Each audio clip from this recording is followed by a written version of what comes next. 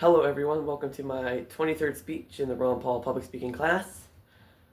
For this speech I have a presentation set up, and hopefully you can see. I think you'll be able to, so let's begin. My speech is on the United States of America.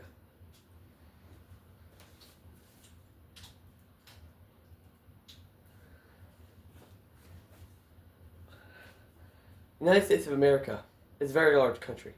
In fact, it's the largest country in North America, obviously. And it's one of the largest countries in the world by land mass and population. It's also a very influential country. And we have influenced the world culturally, technologically, and most importantly, historically. So, let's take a quick look at the history of the United States.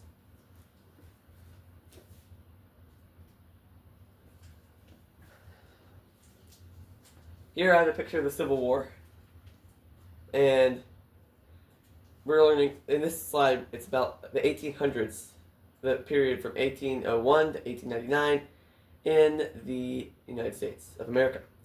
Now, there are three important things that we're going to cover in this this century.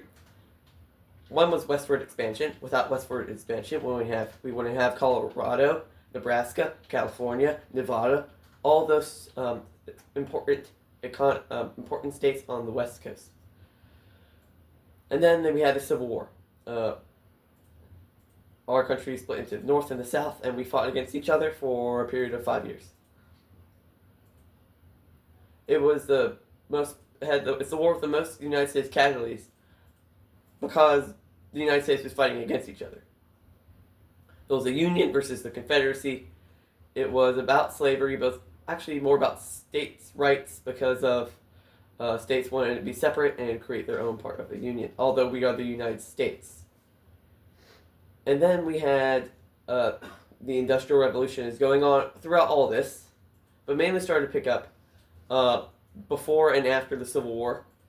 The trains revolutionized the world. The telegram revolutionized the world. In fact, telephone poles are a symbol of the telegraph that it left behind. I like to think of it like that. And the next slide will focus on the 1900s.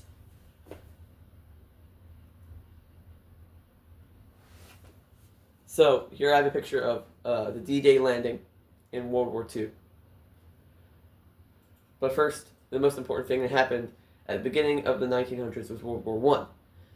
The United States doesn't really have much to say about this. We joined late in the war, and then we ended it for them. This shows how great the United States is. But then the Great Depression hit, and this didn't just hit the United States, it hit across the world. This caused starvation, poverty, and many other bad effects in the country. And there's also World War II that started right after the Great Depression. While we were trying to get on a firm footing, Hitler, Nazis, and all that garbage arose. But like all great evils, it eventually perished. But then the issue of civil rights, African American rights, came about with the assassination of John F. Kennedy and Martin Luther King. The rise and fall of the Soviet Union, which is basically symbolizes communism. And the next, we'll focus on the 2000s and onward. I have a photo here of the Afghanistan War. So the most important thing that happened first in the 2000s was definitely the bombing of the two towers in the trade towers, the Twin Towers. Two planes hit them and they fell. There were also other attacks, one at the Pentagon, and one plane that was hijacked, but the people took it over, but they couldn't control it, and then they crashed. And then there was the Afghanistan War after that, which we did from 2001 to, I forget the ending date, but we did for a very long time, fighting terrorism with the Afghanistan troops, specifically the Taliban. And now our current president is Donald Trump, and he's doing a lot of good things for our country. So I'm going to go into some notable presidents. Here are some notable presidents I found. We have Washington, Lincoln, Obama, and Reagan. Now, first off, Washington. He was the first president, and president right after the Revolutionary War. Then the next one, I know there's a big gap between these, but these are my topics. Lincoln, Abraham Lincoln, was the president during the Civil War. He was the first president to be assassinated as well. He was the 16th. Then there's FDR, Franklin Delano Roosevelt. He was president during World War II. He was the president that served the longest as president. And then there is Kennedy. Kennedy was the second to be assassinated. He helped us get to the moon. And then there's Reagan. He was the 40th president. He is my favorite president, and he was there for the fall of the Soviet Union and the defeat, part defeat of communism. And then Obama. He was the first African American president. And Trump. He's our current president. He's the second president to serve non-sequential terms. He's been the 45th and the 47th, like Grover Cleveland was the 22nd and the 24th. Now that you know about the presidents, I'm going to go into the Supreme Court. The Supreme Court is the highest court in the United States, but I brought this up for one reason and one reason only. President Taft was the first president to serve as both Supreme Court Justice and President, so he's right there. I circled his head in orange just so you can know what he looked like. And it's the highest court in the United States. It means if your court case goes through all the courts, it will reach the Supreme Court as the top. The geography of the United States. Well, I'm going to focus on all points of the compass. So the north primarily has snow and tundra. It snows a lot and it's very cold temperatures in the north. The south is tropical. It's very hot in the south.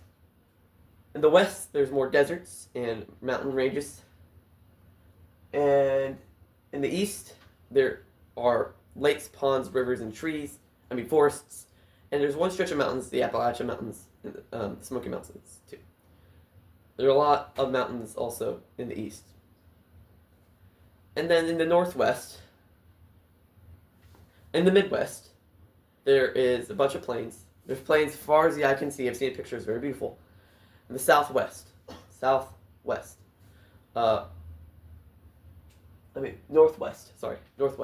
there is Alaska. Alaska is in the northwest. It's one of the 50 states. It's not actually joined with the United States. In the southwest, we have Hawaii, and that's a group of islands in the United States. In the northeast, port cities. States like Maine, Massachusetts, Delaware, and New York. Many of the big cities there, like New York City, Boston, Baltimore, and the capital of the United States, Washington, D.C. So that's basically the geography. And the wildlife, well, I didn't want to go into that because there's so much wildlife. I couldn't cover it all. Next, American culture. I have a nice picture of a hot dog here. Food of Americans include hot dogs, like that, hamburgers, which are basically like a circle version of the hot dog, and Chick-fil-A. Chick-fil-A is one of the biggest fast food restaurants in America. And then the housing, and where I live, we like to call, if you live in the country, you live in the city. And I live in the suburbs, so I don't live in either. But housing it's different depending on where you live. In the south, it's more colonial. In the north, it's more industrial. And there's different, we'll just move on. And the currency is the US dollar, and we have pennies, nickels, dimes, quarters 25 cent, nickels 5 cent, dime is 10 cent, penny is 1 cent. And the half dollar, I have a bunch of half dollars, and that's 50 cents. Next. This is the traditional culture of the United States. Our flag has 13 stripes, symbolizing the original 13 colonies, 50 stars for the 50 states, and the bald eagle is the national American bird, represents freedom. And we also have the 4th of July, Independence Day, that we set off fireworks and have hot dog cookouts for the 4th of July. It celebrates the day when we declared independence from Britain.